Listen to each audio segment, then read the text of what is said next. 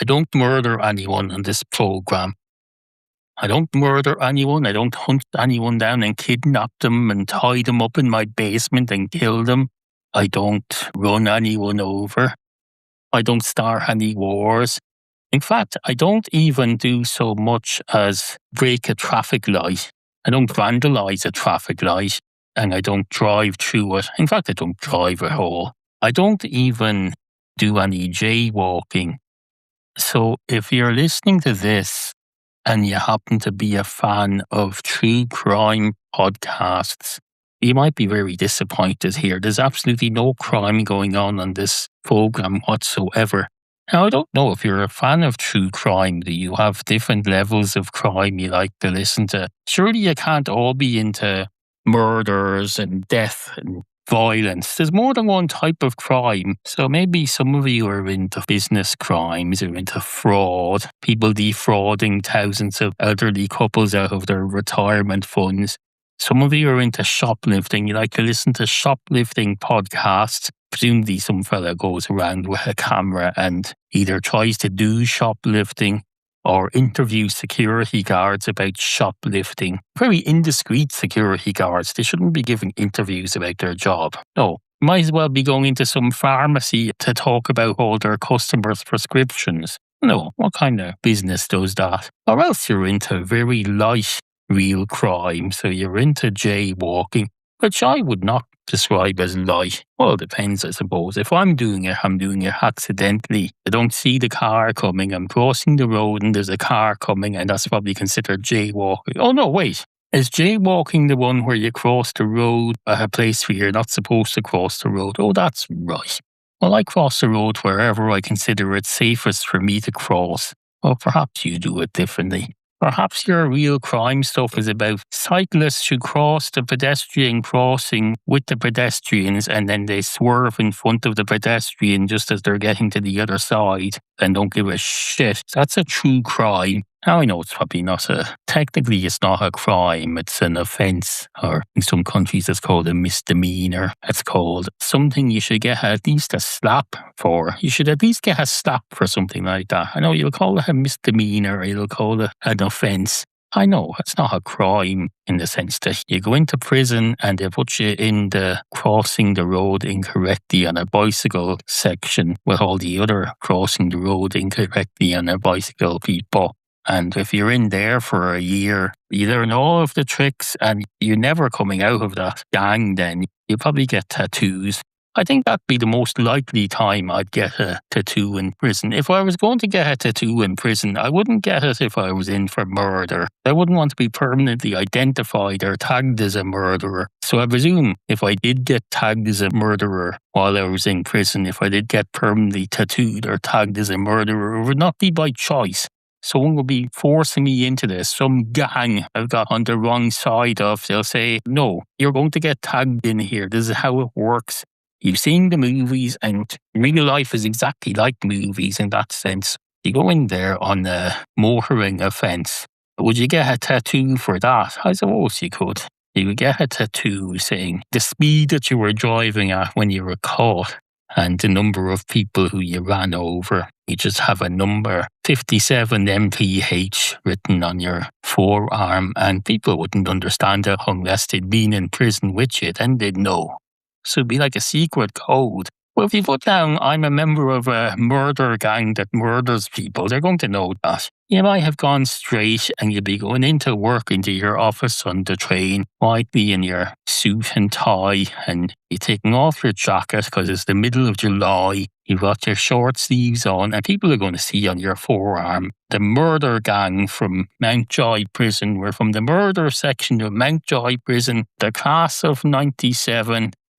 Wait, do they call you the class of 97? If you went to jail for murder, I know it's not a class, but it's probably the something of 97, whoever you were in with. Does it go by what year you were released? Will you say, oh, we're the class of 97 because most of us go out in 97? I don't know, because everyone doesn't serve the same sentence or go in at the same time. So how would that work? When you have reunions with your people who you went to jail with or who you met in jail, so they say, oh, we're having a reunion for the class of 97. I suppose anyone who was here in 97 in a particular section of the jail, that's what they'd say. I follow a school I used to go to. It's mostly not so much reunions, it's all updates about teachers who died, mostly who were there in the 90s. They're all dropping like flies now. Every teacher I had in secondary school, most of them are retired by now, they're dying out, they're dropping dead, or they're dying of some disease. It doesn't provide much detail. You'll get some update. They'll say, hello, class of 90-something. Well, I don't have specific updates for particular classes, just the school. And I'll tell you, such a fella died. He's dead now. You remember him? He was the teacher who you absolutely fucking hated when you were in the school. Now he's dead. You're in your 50s or something. You go around saying, oh, he was great. I remember him. He was one of the good teachers. Thanks to him, I know that poem about the 5-year-old child lying in his coffin. He taught us that poem. It was great. When you learn poetry in school in this country, they'll teach you this fella who did these canal bank poems, how he's sitting on the side of the canal on this bench thinking about death. There's another fella who talked about his young child sibling. When he was a child, his sibling died, and he describes the body sitting in a little coffin there. We were taught that as 13-year-olds. And then we go home and we listen to Creep by Radiohead, and you wonder, which is worse? Which is worse for our mental health? That shit they were teaching us in school about death. Or that Radiohead thing by some man who, well, he may well be 20 years older than us and have never met a child in his life, but at least seems to understand somewhat the human condition in the teenager. And I went to college and I'd walk along this canal that was near my college. They had a bench, this poet. The bench is half taken up by his statue. You can sit down beside it if you're just one person on your own. You're an old person walking along that canal and you go, I need to sit down now. Oh, there's a bench. Oh no, that bench is occupied. It's occupied by a statue of a dead poet and one other person. I think that's rather selfish. A statue doesn't need to be sitting down. Well, if it's designed properly, it doesn't need to be sitting down. Some sort of a plinth or give it a standing desk. Because that's not a statue of a bench, it's a real bench. I know you might think, what's the difference? That's a good question these days, because a lot of the benches in these public areas now are just a slab of stone with spikes coming out of it in case someone sits down for more than a minute. If you sit down for more than a minute on one of these things now, you try to have a sit down in public on a stone bench, a spike gradually, slowly comes up. If you stay longer than 7 minutes, there's a good chance you'll have a prolapsed rectum. Wait, what's a prolapsed rectum? Well, I don't really want to know, so don't sit on a bench for too long though. And that's if you're lucky enough to turn up on one of the 3 days of the year where it isn't completely covered in rain. Even when it's not raining, if you go any time before midday, they're completely covered in moisture that just forms on these benches overnight. There's no way to relax. If you want a city where you can go and sit down, at least when you're cycling, you have your own seat. It's not a very comfortable one, but it's your seat. It's adjusted to fit your arse, no matter how uncomfortably. Do they have comfortable cycling seats these days? I don't know. I haven't cycled in a long time. I were told there's being some advances in technology whereby they've somehow figured out how to make a seat for a bicycle that doesn't hurt your arse and leave you writhing in pain just because you ride a bike to work. I don't hate cyclists completely. I don't want them to arrive in pain just because they're on a bicycle. No, I just want them to go to jail when they break the rules of the road. Spend 10 years in jail every time they cross my path while I'm using a pedestrian crossing with the light in my favour. That's all. I just want them all to go to jail and rot in jail. Most cyclists do that. But the ones who don't do that, they're great. They're absolutely great. I have nothing against them. So I hope there's some comfortable seating arrangement being designed for bikes now. And if they don't come up with that soon, they'll have to reinvent the wheel, because the wheel is the only thing on a bicycle that hasn't been reinvented ever. They've eliminated everything else. They've reinvented the frame. They've reinvented bicycle locks. They've probably reinvented braking systems. I don't know. They've reinvented gears, I assume. They've reinvented the carrier on the back of the bike, I hope.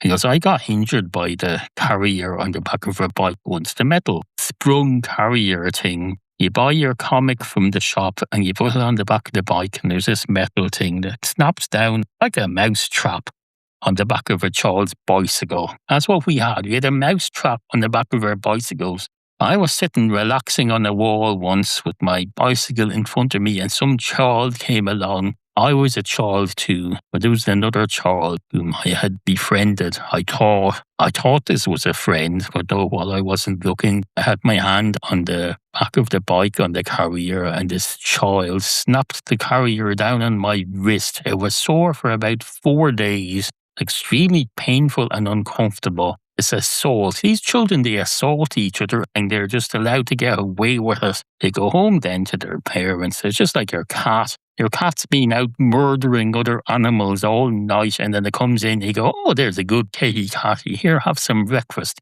Your child is doing exactly the same thing, and they come home and you say, oh, there's a good child. Have some dinner. Have some childish dinner. Have some chicken nuggets and chips and some red stuff that's either beans or spaghetti hoops. What in the name of Christ are spaghetti hoops, and why would you have them with chips? You have pasta or chips, not both. I think the idea is supposed to be that there's tomato juices in these things, and that counts as one of your 5 vegetable portions a day. You give them baked beans or... Actually, baked beans probably count as... Wait, is baked beans served in tomato sauce? So the beans are a vegetable. The tomato sauce is a vegetable. And the sugar is probably a vegetable. Sugar grows in the ground, doesn't it? So that's 3 vegetables. Sugar is a vegetable, isn't it? I presume it is. Well, what else is it? It's not an animal. It's not a mineral. They're not getting the sugar out of the sea like they are with the salt. No, they're growing the sugar in the ground just like they grow anything else. Just like you grow wheat. Wheat is a vegetable. You grow rice. Rice is a vegetable, I assume. Potatoes are a vegetable. Tomatoes are a vegetable, so why wouldn't sugar be a vegetable? I see no reason why sugar shouldn't be categorized as a vegetable. So I take it back. If you're giving your child spaghetti hoops in tomato sauce or baked beans in tomato sauce and the manufacturers put sugar into that, you're having 3 vegetables in one. That's great value. I can see why you would do that. And it counts as a sauce as well. So it's extremely useful. So that's good. That's good. I don't want to be criticizing everything on this program. Credit where it's due. That's an excellent invention. Well done. Now you might be thinking, sugar is not a vegetable. It's unhealthy. Well, just because it's unhealthy doesn't mean it can't be a vegetable. That's not how it works. If cannabis, or what's that drug that grows in the ground? Is there one of those drugs that grow in the ground? Weed. I know they're not made from actual weeds. Weeds are vegetables, though. But so is whatever drugs grow in the ground. Those are vegetables. If they grow in the ground, they're vegetation. Therefore, they're vegetables. So are mushrooms vegetables? Now, you're probably supposed to say, no, they're fungus. They're not vegetables. Okay, well, what about the leaves of the mushroom plant? Wait, is mushroom a plant? Or did they just pour them under the ground? I remember as a child, there was an empty field behind us. I remember going hunting for mushrooms in there and collecting a whole bag of mushrooms. I think, wait a minute, was that some mushroom farmer owned it? Were we stealing? I'm not sure. I don't think they were drugs. I think they were just normal vacuous mushrooms like the ones you'd buy in a shop. Not one of those shops that sells drugged mushrooms. No, a normal shop that sells normal vegetables such as mushrooms and sugar. Well, that's sugar for you anyway. Isn't it great? Isn't sugar great? Sugar is one of the greatest inventions. Absolutely fucking fantastic. Into your head.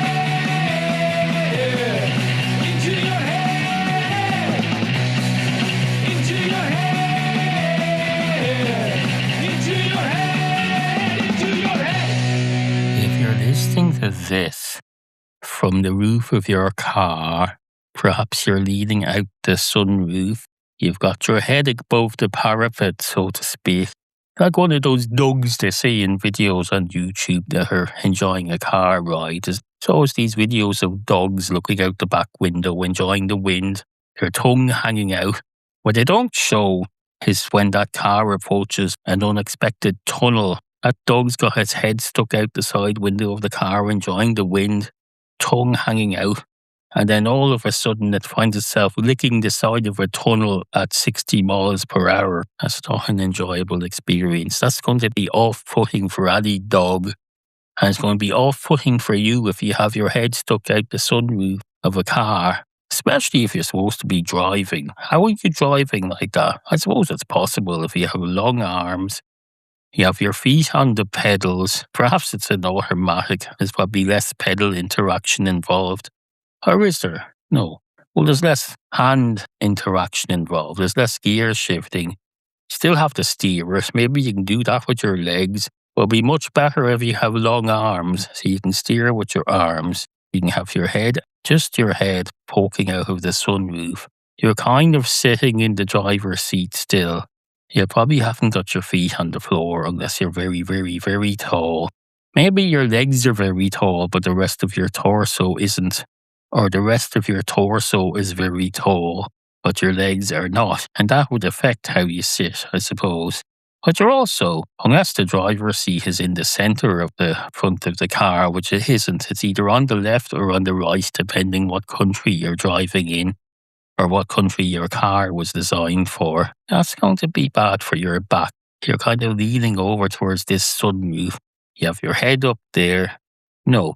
And then a tunnel comes along at great speed. You have only yourself to blame if that happens because you're in control of the speed.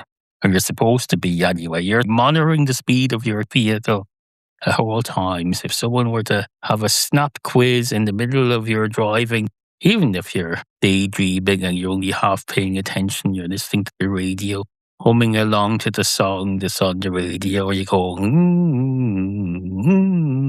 If there was a snap quiz there, or a cop stopped you and said, what speed were you going at that exact moment where he said video killed a radio star for the third time? You should be able to say, 57 kilometers per hour, officer. Have you any other questions, shithead? And of course, you don't say shithead. That's not going to help. You've gone to the trouble of keeping abreast of your speed and being able to tell him exactly what speed you're going at. That's going to impress him. But then you've cancelled all that out by calling him shithead. Don't do that. Is shithead even an insult that most people use? I don't know. I've used it. I've probably used it on here, have I? Actually, now that I think about it, I don't think I've used that outside of my own family, the phrase shithead. It's not something you hear on other podcasts, people calling each other shithead. No, I wouldn't be opposed to that level of abuse or that level of swearing. It's rather mild, I think. The word shit and the word head put together. Wait, does shithead? Oh, yes. Shithead probably means the head of a... Well, let's not go into that. We're saying the head of a... Looks like that. Yeah, you don't want to say that to the cop. You've wasted your winnings then. You've impressed him by saying, oh, yes, I was going 57 miles per hour at that exact moment. Then 3 seconds after that, I went down to 54. Does your car go from 57 to 53 in 3 seconds? I don't know. Whatever it is anyway. Used to hear these car ads. It goes from 0 to 60 in 10 seconds or whatever it is. Well then, how long does it stay at 60? I think that's the most important thing. Does it stay at 60 forever until you direct it otherwise? I think the way you want the car to operate really is that you get it up to the speed that you want it going at. And then if anything gets in the way, it either slows down or steers away from it. But doesn't steer into something else. You don't want it to steer into something else. And these automated cars, the self-driving cars, they do that whole thing with the trolleys. You know, the trolley test.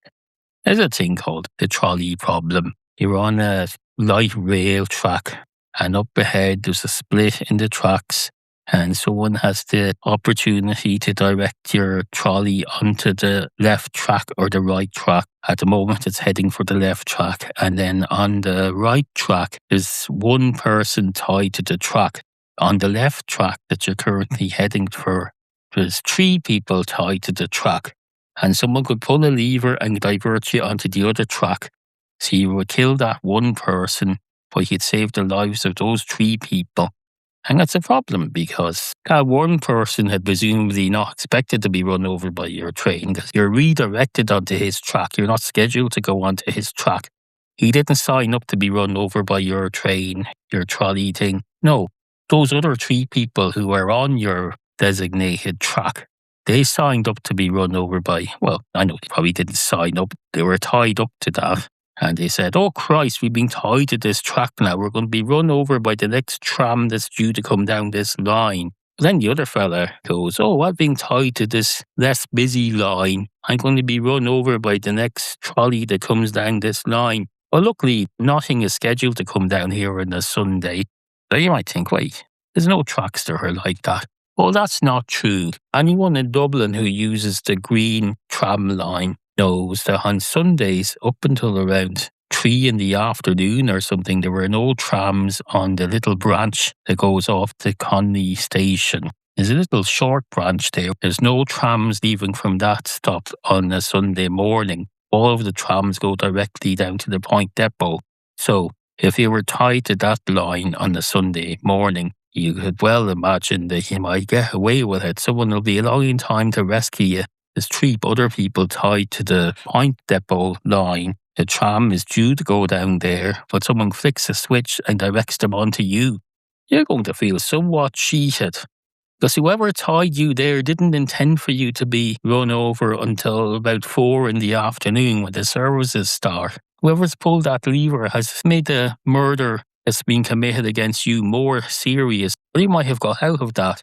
It reduced the time that you have to escape from that tied to the tracks thing. Bear in mind that just across the road from where that line splits near Conley Station, there's a massive police station, Store Street station. It's just across the main road there. You would think someone would notice at some point that there's a fella tied to the tracks just round the corner.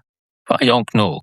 It's about a block away, isn't it? Yes. The turn off for Conley Station is basically, well, it's a bad example because the turn off for Conley Station is just you turn off and then you're in the station. It's not like there's a mile of track. No. You turn off and the turn off is directly into the Conley Station Lewis stop. Well, anyway, that's the trolley problem. Some might say it's not really a problem because it doesn't happen in real life. For one thing, nobody calls these things trolleys. Maybe in some countries they do. They're not called trolleys here. They're called the Lewis, which is the brand name for... Lewis is the Irish for fast or something. But it's also an abbreviation of light urban area, something or other. The S stands for something or other. So it's Lewis. But no, at least in this part of the world, a trolley is a thing you get in your supermarket. You put €1 into it and that releases it from the thing. And then you push it into the shop. And then you push it around the shop and you put things into it. And then you get to a checkout and you take the things out of it. And you put them on a conveyor belt. And you wait for them to be checked out. And then you put them back into the trolley. And then you take out your wallet or you take out your smartphone because everyone pays for things with some technological device these days. A wallet isn't good enough for them. They take out their smartphone and they scan it over some other device and it goes beep and you say, that's great, thank you very much. And then you put your phone away and they said, oh, excuse me, no, the phone is part of the payment. I need your phone. And you'll say, well, how much are you valuing the phone at? And they'll say, well, I have to look at it first and decide. We'll see. How many points have you got on your loyalty card? Because that will affect it. And you'll say, I have 7 points on my loyalty card. And they'll say, well, that's it. You're not very loyal. How loyal are you? That's 7 points. That means you spent 7 cents at some point. And you fully expected to get points for that. You got 7 points. Wait a minute, no. 7 points. No, I think most of them you have to spend €7 to get 7 points. Anyway, that's the trolley problem for you. We had another trolley problem a few weeks ago. We went to use a branch of Lidl where the tarmac on the car park in the area where you cross over from the front door of the shop to the disabled parking area, there was a pothole in that. My wife was pushing the trolley and the trolley went over on its side and empties all its contents onto the roadway. So that's another trolley problem. I suppose that's more of a problem with the surface of the car park rather than the trolley. You need special trolleys for that. If you're going mountain biking, you get a mountain bike. So if you're going over rough surfaces like that, there should be mountain trolleys or special trolleys or the equivalent of off-road vehicles of the shopping trolley world. Or you could just fix your pothole that's right in front of your front door, Lidl Arklow, if that's your real name. Lidl is pronounced differently in different countries, I understand. Some people pronounce it legal. Some people pretend there's an extra vowel in there, as there should be. It's spelled Lidl. Lidl. That's not a word in this country. Some people pretend it is, so they say it's Lidl. Who gives a fuck how Lidl is pronounced? Now, Aldi, that's at least somewhat sensible. Aldi is the other discount German supermarket that's everywhere now. At least they've somewhat arranged their consonants and vowels in a way to make some sense. ALDI. It's a lot better than LIDL. There's no reason you should have D and L with nothing between them. That's ridiculous. That's just doing something in your own language and expecting everyone to just figure it out and make up their own way of doing it. No, Aldi makes sense in some way. Now I know, Mr. Aldi or Mrs. Aldi. I know none of this is their fault. Your surname is something you get from your parents. Your parents say, right, we're going to have children now. Your name is Mr. Aldi. My name is Mrs. Aldi because I've taken your name. So we should call the children Aldi. We'll name them after ourselves because we got quite an ego going on here. People love to name their children after themselves. They'll say, no, I don't. They'll claim that they don't. They'll say, no, I don't think people should name their children after themselves. They'll give their child an original first name, but then they'll just give them their own surname. And they say, no, we didn't name him after ourselves. Well, except for the surname, which is rather important. I suppose surnames are reasonable in a way. But it was up to me. Any child who, when you're giving them a first name and registering it, there should be checks done and that name should not have been used for any child in that jurisdiction for at least 10 years or something, maybe a year, whatever, depending on the geographical region, maybe by no one in your county in the last year. So the whole point of a name is to distinguish you from someone else. I used to work with farmers, and you'd see some farmer, his name would be John Byrne. That's a fictional name. His name would be John Byrne. And you'd look up his address, it would say John Byrne, Tumbleweed, Galway. And then there'd be another John Byrne who was also Tumbleweed, Galway. And it would be either their son or their father. You have to figure out which is which. The postman somehow would figure this out. He'd say, oh, this is for John, and this other one is for John, and this other one is for John. I'm the postman for Tumbleweed. Everyone's address in my bag of letters is exactly the same, but somehow I figure it out. We didn't respect the postman when they still existed. I think they're extinct now. We didn't respect them enough. They figured that shit out. And then about 20 years ago, they brought in air codes. They somewhat help. Still have the same name though. You're still John something, and the other fella is still John something because you're vaguely related. Everyone who's vaguely related has to have the same name, and if you're descended from them, they also have to have the same first name. No, have different names. What's the point of calling something something if you're going to call something else something as well? I have a spoon here. I call it a spoon. In fact, I call this a tablespoon or a dessert spoon. If there was another spoon here that was smaller, I would call that a teaspoon, and I'd be able to distinguish the two. I would look at this and say, which spoon do I need? Well, that's a tablespoon, and that's a teaspoon. Now, I don't drink tea, so that's of no use to me, so I'll use the tablespoon to stir this coffee. And I do use this tablespoon to stir my coffee. I don't believe in using tiny spoons. No. Keep a tiny spoon in the pot of instant coffee in the tub. That's the only reason you use a tiny spoon on your coffee, because it fits inside the tub or it fits inside the sugar bowl. That's the only reason. You're using one of these big coffee cups. The only thing you use to stir your coffee in that should be a big, proper, full-size tablespoon, a dessert spoon. You young people probably don't know the difference between a soup spoon and a normal big spoon. A soup spoon, the ladle is round because it's designed to make it more difficult. Because if you're going to be drinking soup as one of your meals, they want to add some challenges to that, because that's a cop-out. You're getting a bowl of liquid and eating that as your meal. You're having this simple food you can just pour into your mouth. They'll give you a round spoon to make it somewhat challenging, because it's important to exercise your brain or it'll rot. So they'll give you a round spoon I suppose that's no more difficult than a wait a minute. I'm lifting this dessert spoon up to my mouth now, thinking, I suppose a soup spoon, it's not deeper than one of these spoons, it's just rounder. So it's not really particularly helpful. You could drink using a soup ladle, but that makes you look like a savage. A soup ladle isn't for eating or drinking with, it's for ladling soup. The point of a soup ladle is you fill it up from a pot and then you ladle it into a bowl, and that's one small serving or half a serving, and then you ladle some more in and that's it. You don't drink from the ladle. No, that'd be like eating cornflakes with a shovel. So no. Even though the ladle is the best design thing for consuming soup out of, if they made a miniature ladle, that would be good. But a soup spoon is not a miniature ladle. It's not deep enough. But I think that's good. It gives you some sort of a challenge. If you're going to be one of these people who drink soup as your lunch, it shouldn't be too easy. You need to keep your brain alive. Either that or drink it out of a mug, but do a crossword while you're drinking it. I suppose that would be work. Crosswords are good for the brain, or so we assume. People who do them assume they're good for their brain. They say, I'm doing a crossword every day. It's keeping my brain alive. 10 years from now, I'll still be in a position to work out what letters are missing from a word and add them in based on clues. That's a skill you use in the real world a lot.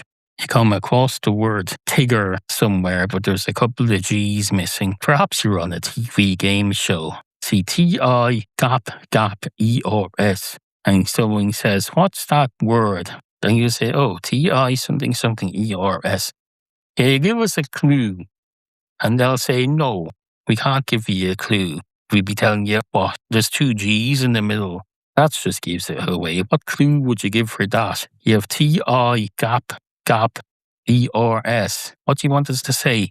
There's 2 G's in the middle somewhere, but we're not going to tell you what order they're in. No, I don't know.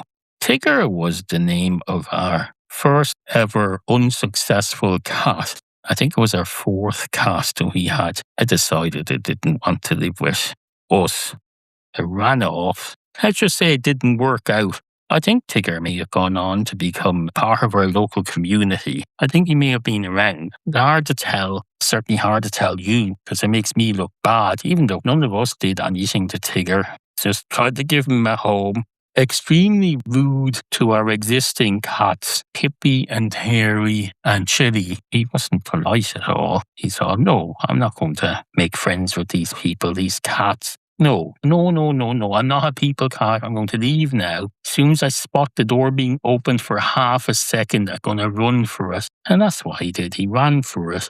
I'm off. Get out of my way immediately. I'm going to run so fast you don't even notice I'm gone until I'm gone. And then you notice I'm gone because everyone calms the fuck down if you and goes, oh, thank Christ he's gone. We didn't go, thank Christ he's gone, but we could clearly see Bowsy and Pippi and Chili were going, oh, thank God. I thought he'd never leave. He's been here about a week, but he did leave, and that's good. That's good. Can we go back to normal now, please? Be a normal household. That's what they said. Well, they didn't say it in so many words. Why do people say this? They say he didn't say it in so many words. No, they never say, well, he didn't say it in so few words. It was far less concise than that. No one ever says that. They don't say, oh, not in so few words. They use far too many words, which I would argue is not necessarily a bad thing. If you're using more words, you're being more descriptive, you're getting more content out possibly. I could say this in not so many words as I'm saying it now. I could put out as a mini-sode that would be about 10 minutes long.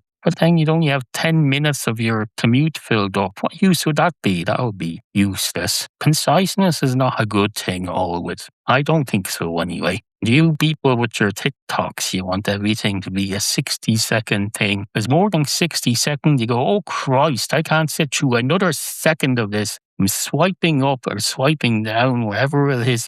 I've been making TikToks using clips from this program. There was anything more than about 58 seconds. Go, no, I'm not watching the rest of this. Jesus Christ. My time is too valuable for this. So they swipe up and they go to something else. That doesn't make sense to me. You're presumably watching these things on the toilet. Is your toilet break so short that you can't watch anything more than 58 seconds? Well, it's long enough to watch something that's 57 seconds. What are you doing exactly? There's no in between. Either your toilet break is a few seconds long and then you wash your hands, or it's a few minutes long. Why would it be somewhere in the middle?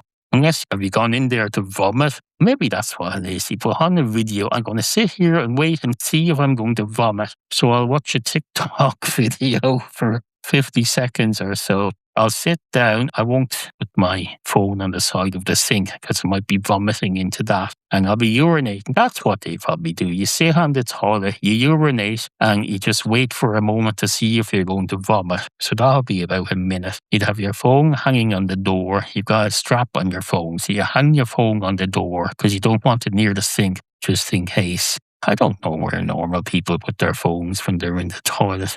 I have a hand strap on my phone and I like to hang it on the door unless I'm looking at it. If I'm looking at it, it's in my hand, and then I finish up. When I'm ready to finish up, I hang it on the door handle, and then I finish up and I wash my hands, and then I collect my phone from the handle.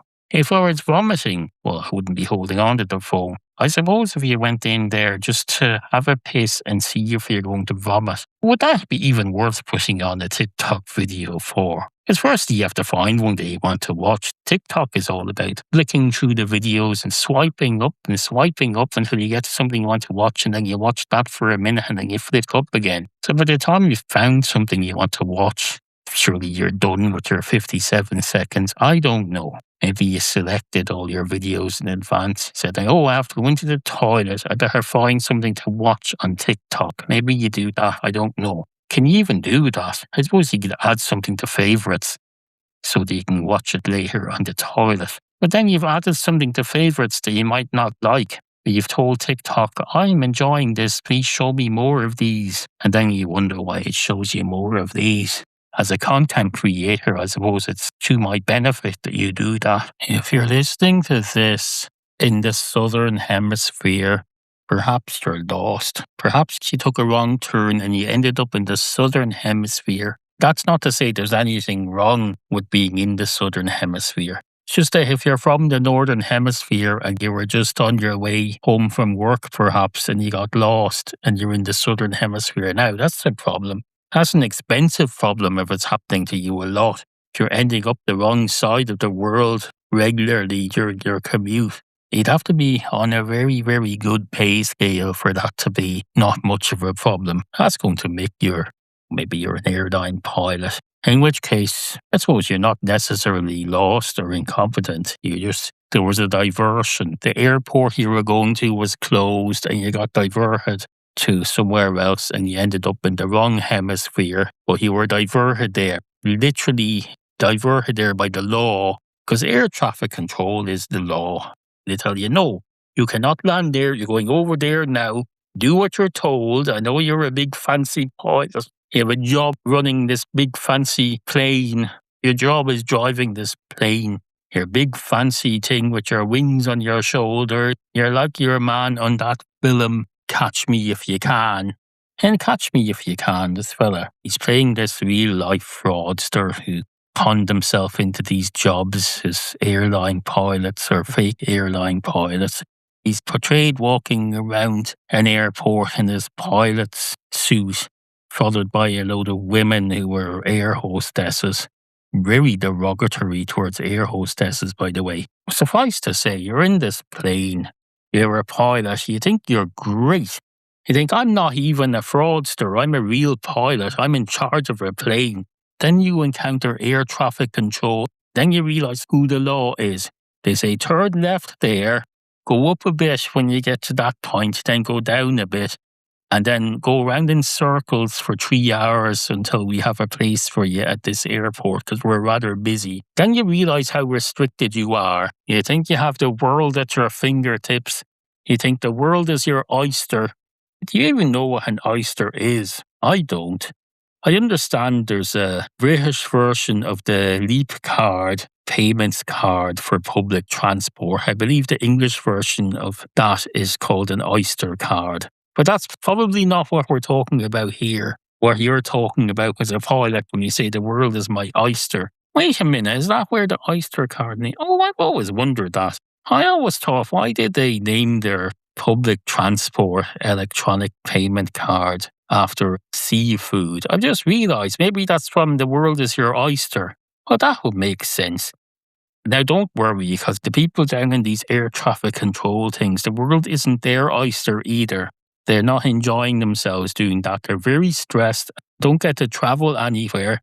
They're sitting in this room on the roof of the airport terminal or on some tower, directing you coming in from all your exotic trips. Don't worry, they're not enjoying themselves. They're not going around hotels like your man off Catch Me If You Can. He really acts like the world is his oyster, even though all of his flights are controlled by air traffic control. He doesn't let it get to him. He enjoys every minute of it. And then he goes and has some other fraudulent career somewhere else, I forget where else. He does end up in some very severe French prison. He's thrown into a hole somewhere and left to rot for months and years, and it doesn't sound very enjoyable at all. He gets his comeuppance somewhat.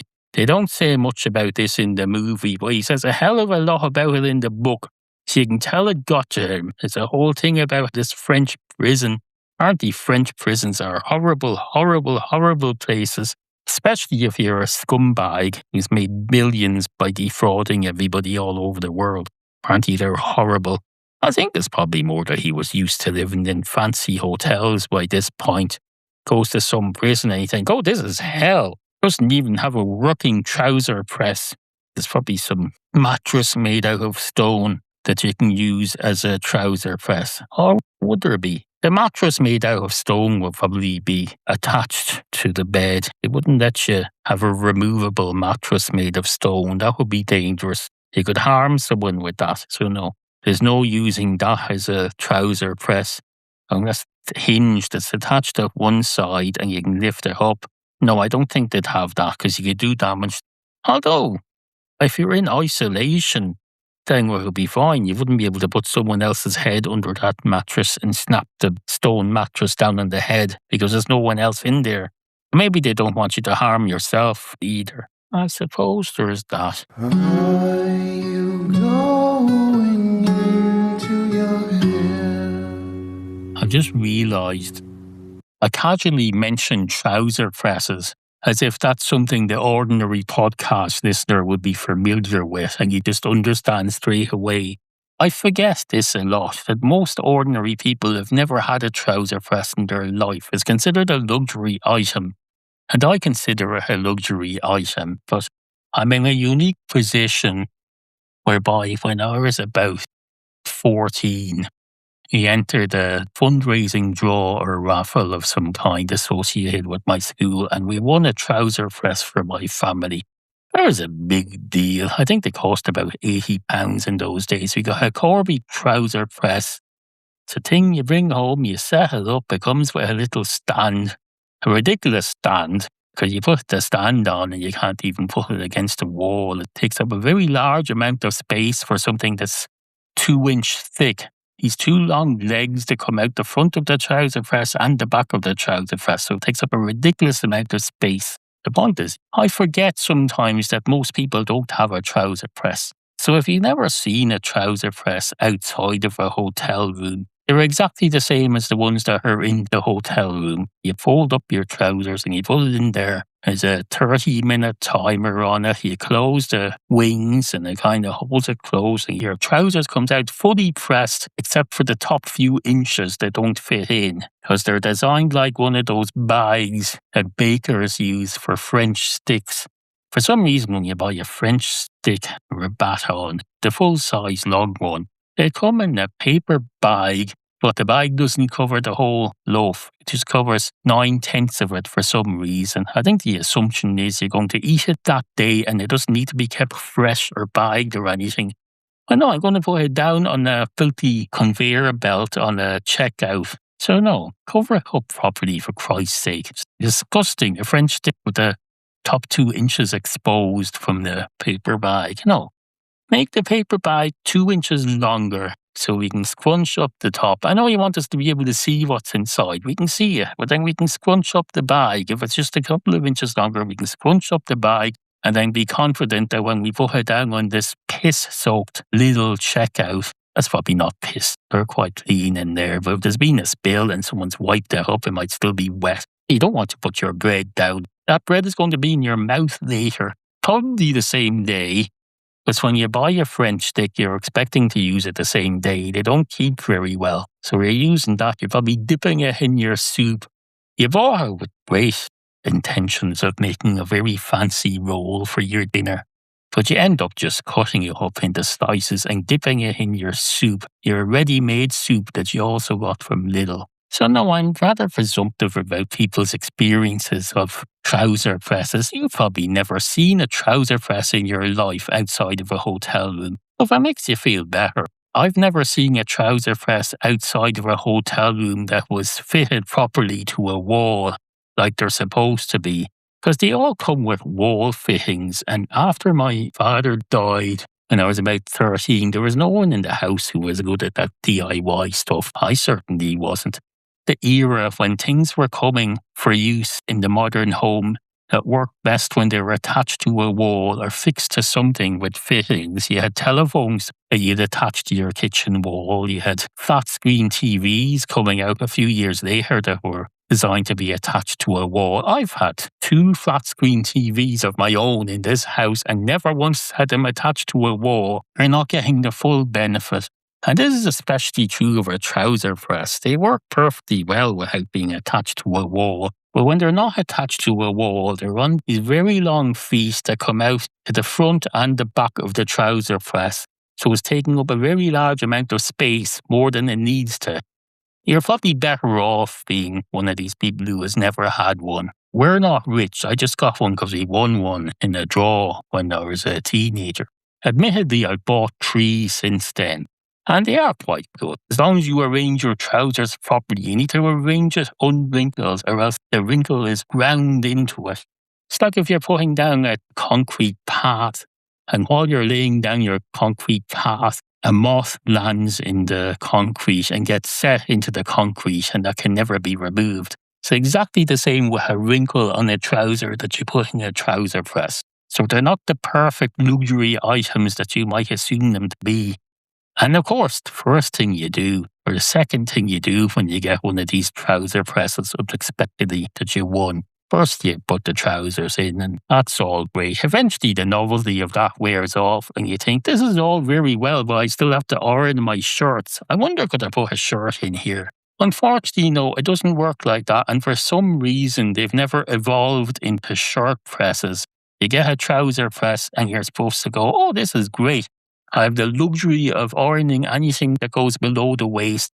Everything above the waist I still have to iron. I still have to take out the ironing board. I still have to set it up, plug in the iron, figure out how you're supposed to put a shirt on an ironing board. I still don't understand those things. I was brought up ironing things on the kitchen table with a blanket on top of it. And there was a lot more space on those than you had on an ironing board. I know apparently you're supposed to use an ironing board. I don't know, are you supposed to put the shoulder of the shirt in the pointy end of the ironing board and that somehow makes it easy? I don't know. If you're using any shirt for a large person, you get about 2 inches of the sleeve of that shirt ironed before you have to turn it. It makes no sense whatsoever. So no. I haven't worn a shirt in about 20 years unless you count T-shirts, which I know some of you do. People refer to shirts sometimes and you realise, oh, he's talking about a T-shirt. That would explain why he's talking about why there's a picture of a cat on the shirt. It's a T-shirt, not a button-up shirt or a button-down shirt or a button-both-ways shirt, whatever you call them, so no. So that clears that up now for you anyway. That's what a trouser press is. Into your head. Once upon a time, there was a dog, a dog, a dog, a dog, a dog, a dog, a dog, a dog, a dog. Basically a dog. And this dog is walking along the street one day, minding his own business, listening to podcasts in his head. Now that sounds a bit odd, I know. Firstly, a dog listening to podcasts. No. Dogs don't listen to podcasts, but the dog was nonetheless listening to a podcast in his head. He was replaying some sounds he heard from a car stereo a few minutes prior. They got stuck in his head, just as any noise would get stuck in anyone's head. Noises get stuck in dogs' heads just as much as they get stuck in humans' heads. Doesn't necessarily mean they understand the noises, but they get stuck in their heads, just like an earworm. Dogs get earworms in more ways than one. Firstly, they get worms. I presume they can go into your ear. That's probably what the concept of an earworm was named after.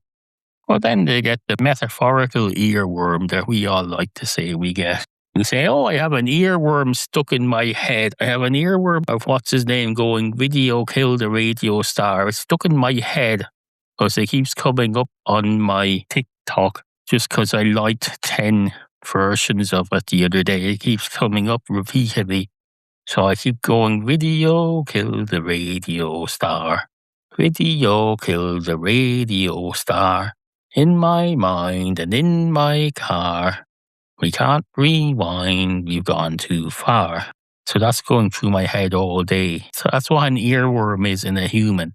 Now in a dog can hear that song as well, playing on someone's car stereo or something. In this case, the dog is hearing a podcast. And it's a podcast, presumably, that's somehow licensed to play commercial music like that. Or else they're in breach. It's an illegal operation. It's as bad as one of those pirate radio stations they used to have all over the country in the 1980s. This country used to be festooned with pirates, absolutely disgusting illegal pirate radio operators. They get some equipment in their basement and they start blasting out music to the young people. Just because there was no licensed local radio here until the late 80s, they said, no, we're going to blast out music to the young people. The worst thing about being a young person in this country up until the late 1980s when they started licensing local and commercial radio, the worst thing was that there was nothing for you. You had to spend your day listening to nothing but the thoughts in your head. Now, the thoughts in your head when you're an adolescent, they're not something you want to be listening to, especially if there's no radio, because you don't have earworm. You wish you could have earworms, but you can't because there's no music. You have no access to music. You don't get to hear about the music except from your peers. And your peers don't have access to anything. Well, then how did someone set up pirates for these young people? Who was the pirate radio station operators hearing this music from? Because they wouldn't have access to music either. Unless I suppose they're pirates, they go and steal it from somewhere. They hack into something and say, we better find out what music is available for these youngsters so we can play it to them. So maybe they go and listen to the foreign pirates. There was a foreign pirate called Radio Luxembourg that was quite popular, and I think it operated off the coast of England. I'm not sure what the Luxembourg connection was. Maybe there was some sort of loophole. The English pirates used to operate from ships, so presumably it was registered in Luxembourg or something, whereas more or less an English station, and you could get it over here, I think. I don't think they were operated from ships, the Irish pirates. No, well, not the Irish pirate radio stations. You may have had pirates operating from ships. You'd have to have a lake in the middle of the country. Or would you? Wait a minute. I know the ones in England that were in the English Channel and they could broadcast everywhere from there to all the surrounding land masses. If you wanted to put an Irish pirate radio operator to operate it from a boat, because you put it in a lake in the middle of the country, well, that would defeat the purpose because you wouldn't be outside of the country's territory. You'd be in a lake, so you might as well just do it from a basement somewhere. And that's what they did. Most of them did it from a basement somewhere. A lot of them were from basements along the coast. Why didn't they get a boat? Maybe they didn't feel confident enough to operate a ship. Hard enough to operate a radio station. No one had any experience unless he worked for the national broadcaster, and they didn't know anything about pop music. Not until 1979 anyway, when they set up a pop music station. We had government-issued pop music radio from about 1979 onwards. Well, that's not entirely true, because there were 15-minute pop music programs on the main national station. Some fellow will come on and say, hello, it's the Pop Parade, sponsored by this washing powder that you young people should know about. I know you've no interest in using it now, But someday when you move up and you get out of that house that you're living in, when you stop living at home, you might want to learn about washing powders, and this one will be useful. So they're sponsoring your 15 minutes of pop music, and then they play a pop song, and then they play a second pop song, and that'll be the end of it for the day. Now, I know you're thinking, not living at home. Why would you not be living at home? Well, at some point when you're a young person, you get to your late teens and you think, I don't want to be living at home anymore. People keep asking me, why are you living at home? And I get very confused, they say, these young people. Well, they don't say this. They think because adolescents don't speak their thoughts. This is all going on inside their mind. It's going round and round in their brain all day because there's no earworms available in the 70s. It's all going round and round the brain going, why are you living at home? Well, because that's where you live. Well, why don't you move out and live somewhere else? And then you won't be living at home. And then they think, wait, wherever I'm living will be home. So there's no escape. People will ask me, are you still living at home? I'll say no. And they'll say, where are you living? And you'll say, I got a flat. And that's where I live now. And they'll say, wait, how is that not a home? I suppose it is in a way a home. And they'll say, in what way? And you'll say, in the way that I live there, just as I did live at home before I moved here. And they'll say, well, then why don't you just say I'm living at home? And you'll say, oh, that's a good idea. Yes, I am. I'm still living at home. And they'll say, well, maybe you should move out. And now that just goes round and round in their brain all day. And you wonder why these adolescents get nothing done. It's because their brain is nothing to occupy. They need earworms. They need earworms. And just as the dog has an earworm in his head. And I forgot we were supposed to be talking about the dog. This dog, he's walking along the street one day. He's got an earworm in his head that he heard off a podcast. Now, I think I implied earlier that he heard a song on a podcast and that was going round in his head. Well, no, he didn't. He heard some talk on a podcast. He heard someone going, once upon a time there was a dog.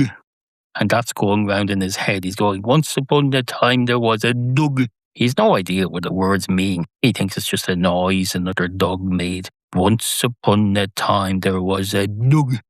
Once upon a time there was a dog. It's going round in the dog's brain. He's no idea what the words mean. Not even the word dog. He's no idea what that means. He thinks it's a very interesting sound. He finds it rather irritating. He doesn't really know what's so interesting about it that it would be repeated on a podcast. Well, he goes, once upon a time there was the dog.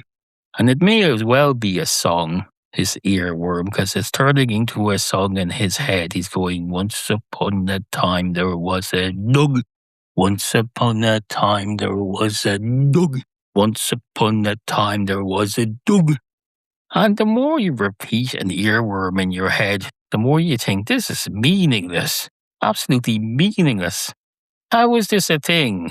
It's just once upon a time there was a dog. No, that's nonsense, the dog is thinking. Except he's not thinking that because he doesn't have language. He doesn't even know the concept of nonsense. So he probably thinks, I should get used to this sound. If I hear this sound anywhere, I'll recognize it. And, I don't know, use it as a homing signal or something. I presume it's useful in some way. Anyway, then the dog gets distracted by a cat. And he goes and chases the cat. And he gets clawed to death by the cat. That's all very sad. Very sad, this whole thing. At least the dog died with something going on in his mind. So that's good. 2 cats walk into a bar. One of the cats goes straight up to the bar counter and says, hello, can I have a pint of your finest organic plant-based soy milk, please? And the man behind the bar says, certainly, sir, a pint of my finest plant-based soy milk coming right up. I just have to grow some soy plants and then I don't know what I do after that. I presume it'll become apparent what to do with them.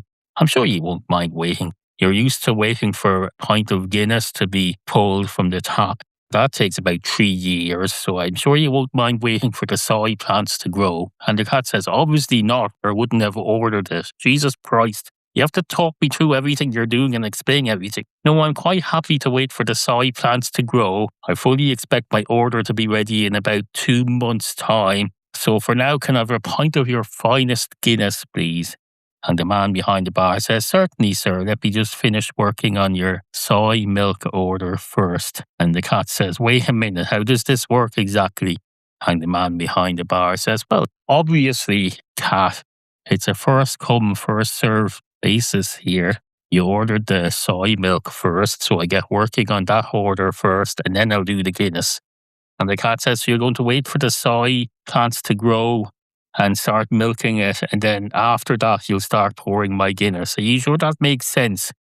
And the man behind the bar says, nothing makes sense in this world, cat. You're a talking cat and you just come in here ordering my finest soy, plant-based, organic milk or something. By the way, what would a non-organic version of that look like? And the cat says, I don't know. I'm not involved in the manufacture of these things. I don't grow them at home from scratch. I'm not some lunatic who has a herb garden on my windowsill, or an herb garden for any Americans listening. I learned about this in the 1990s, listening to Boston radio. There was this fella on late at night, and he used to go on about herbs. He was talking about herbs, the things that we grow on our windowsill and that we add to our cooking to make it vaguely interesting. He was talking about herbs. We were saying herbs for a whole hour every Saturday night. Oh, you're not having enough herbs. Well, you're not having enough consonants. Wait, is it consonants or consonants? Whatever it is, the Lee has appropriate. And the man behind the bar says, wait, are you talking to me? And the cat says, no, that's not me. That's the narrator talking now. He's gone off on his thing about herbs and consonants, so he doesn't need us anymore. And the man behind the bar says, oh, I see. Nothing further happens after that. They just kind of disappear until they're needed again. And this fella, anyway, he goes on about herb, comes across as a fitness guru or organic medicine guru or something. Not that herbs are medicine. No. Well, what are they? They're tiny little leaves, tiny little miniature bonsai vegetables that you grow in a pot on your kitchen window. I remember as a child, they used to give us these little projects. Go home and grow this at home, and they give you something. Was there something they used to give you, and it was some sort of sea creature that you grow in water? It was kind of like frog spawn. Frog spawn would have been great. I would have enjoyed growing frog spawn if it turned into a frog or frogs. One frog would be enough. I presume when they give you a bunch of frog spawn to bring home as your homework to grow on your windowsill in a pot. Now, I know I'm not stupid. I know it doesn't grow in a plant pot in clay. But you can reuse the plant pot, one of those oblong rectangular windowsill plant pots. You clean it out, you put water in it. I'm sure you could grow frog spawn in there. I know it's not like a transparent aquarium tank, so the frog spawn doesn't get a nice view out through the glass. No. And of course you have to cover it if you have cats. I presume you do anyway. I've only ever seen a frog in real life once. I saw one in our back garden. I was about 12 or 14, something like that. I spotted a frog leaping along the bottom of our back garden. The one that was a fifth of the way up Radiohead, a small seaside mountain that I'm always going on about lately. I'm always going on about that lately because I'm enjoying talking about my actual life that I've led. I've led an actual life. Half a century of life, in fact. I've done half a century of this shit now. I just turned half a century a few months ago, so I have half a century of life experience to share on this thing. We're, 884 episodes in now. I might as well start talking about my life experience and not keeping it to myself. That fictional cat and barman, they don't have any life experience. No, I do. I, the narrator, I do. So here is some of it. Saw this frog jumping along the back garden. My sibling decided to follow it and jump and make riveting noises. I won't say which sibling. I won't say whether it was the intellectually disadvantaged one who could be well excused from that sort of behaviour. I won't say whether it was him or the other one. Anyway, I remember what happened then. Oh, yes, like Guns N' Roses. That same back garden is where I first listened to Use Your Illusion 1 by Guns N' Roses on cassette tape on my Walkman, and I thought it was great. It was absolutely great. The same sibling introduced me to that. Guns N' Roses, you probably like this shit. I did like that shit. I thought it was great. There was this fella going, where's my harmonica? No, I'm not going to use the harmonica this week because I'm experimenting with some sound processing settings. I don't want to create extra work for myself, especially after last week's debacle. You may have noticed the last few minutes of last week's show contained numerous editing errors. And by editing errors, I mean I got near the end and I thought, oh, I'm going to get this done and out today. This is great. I'll just assume the last bit is fine. And it wasn't fine. Loads of editing errors. It was an absolute disgrace. And whoever put it out like that should be ashamed of myself. I thought, oh, for once I'm going to get this all edited and done and out in one day, the day after I recorded it, which is quite unusual lately. I even stayed up late. I stayed up till something like 10 p.m. to finish putting it out. Oh no, full of errors. And I also noticed the content I wasn't happy with. I wasn't sufficiently caffeinated during the content. It was fine as a normal podcast a normal person does who doesn't abuse caffeine and taurine. It's fine. But no, I noticed I was less over-caffeinated than usual. So it had a different tone to it. I wouldn't want for that to be people's first experience of this podcast. No, I want them to think I'm an absolute fucking psychopath.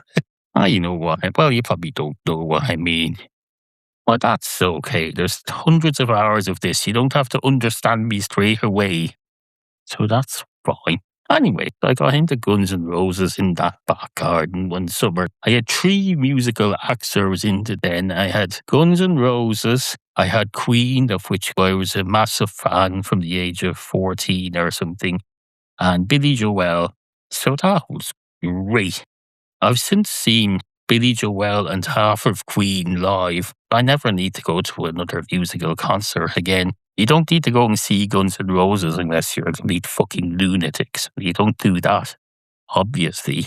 There's that thing, the Frog Chorus. For you young people, there was this man called Paul McCartney who was in the Beatles. They were the first ever musical group of any kind. Nobody had performed music before the early 1960s when they came out. They came out with their guitars. They had 2 guitars and a drum kit. Wait, maybe it was 3 guitars.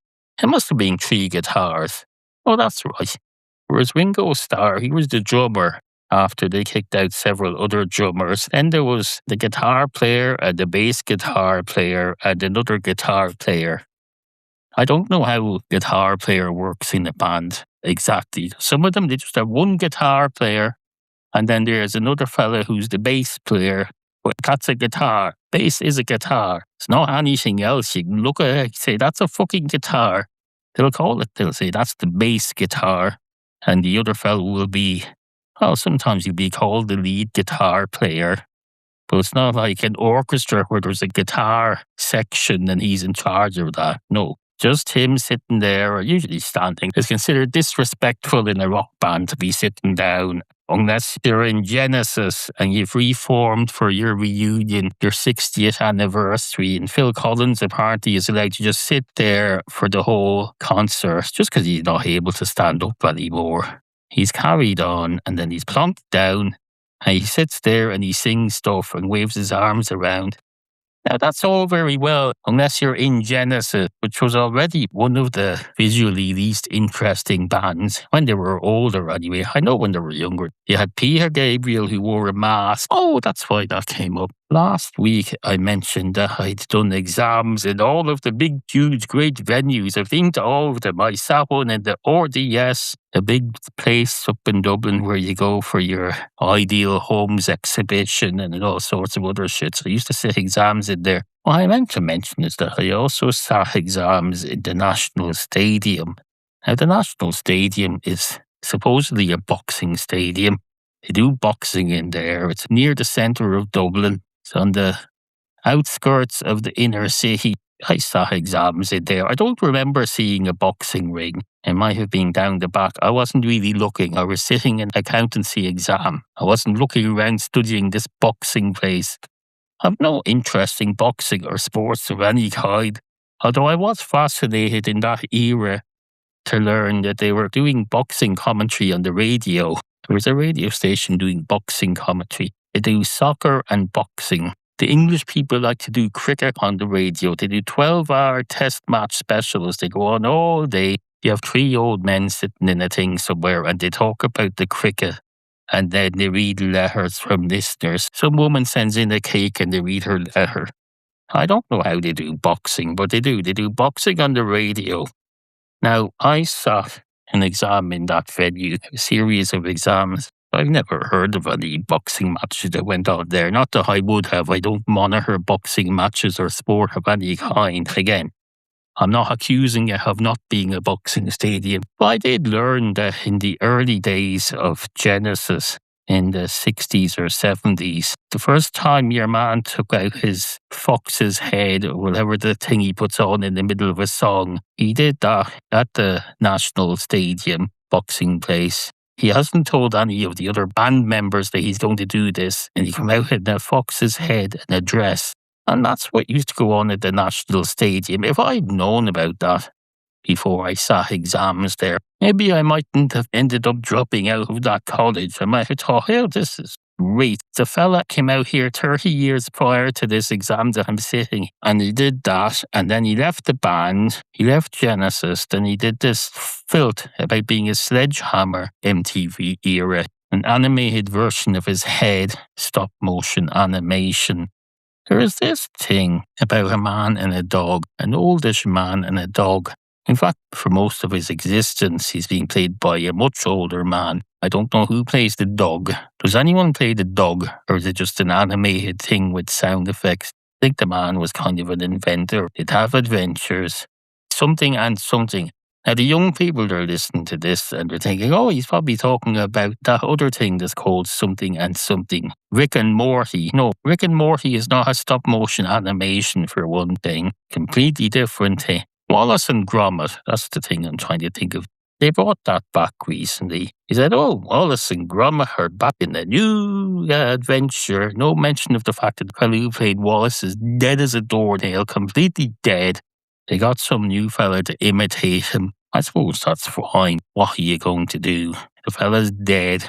But his voice was very recognisable. So your man better be very good at imitating him, or else we're going to have a Kermit the Frog situation going on. And if there's one thing we don't want in this country or the country next door, because we get their television, although that situation seems to be changing, you can't download anything off the BBC here anymore. It says, oh, you can hold on to this episode for 3 minutes and then it expires. Suffice to say, no, we don't want another Kermit the Frog situation with Wallace. I suppose we could just not watch it. I haven't watched any of those movies, I don't think. I might have watched one of them 20 years ago. So I don't know why I'm even remotely interested. I think I mentioned that a guitar operator in a band usually stands up unless they're in the 80th year reunion of Genesis. That was inaccurate because the fella who was sitting down in the last Genesis reunion farewell tour was the singer, not the guitar operator, to be fair. So that was inaccurate. That's not a documentary. This isn't a documentary. It's what is it? I don't know. It's